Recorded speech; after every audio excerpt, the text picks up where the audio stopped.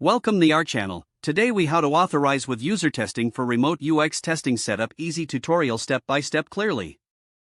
To begin, open your web browser and navigate to the UserTesting website.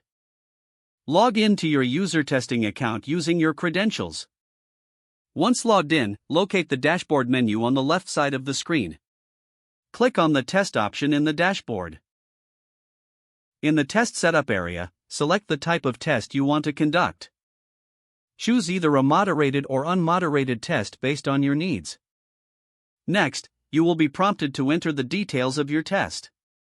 Provide a clear and concise title for your test. In the instructions section, outline the tasks you want your participants to complete. Specify any demographic requirements for your participants. After filling out the test details, click on the Next button to proceed.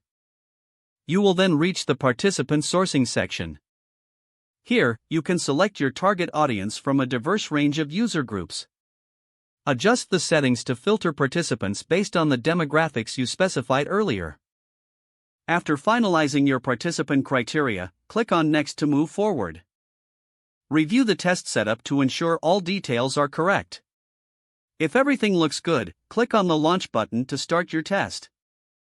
User testing will begin recruiting participants based on your specified criteria. Once participants are recruited, they will receive invitations to join your test. Keep an eye on the dashboard for participant activity and feedback. When sessions are completed, you'll receive recordings and insights from the participants. You can then analyze the data to gain valuable insights into user experience. That concludes the authorization process for setting up remote UX testing with user testing.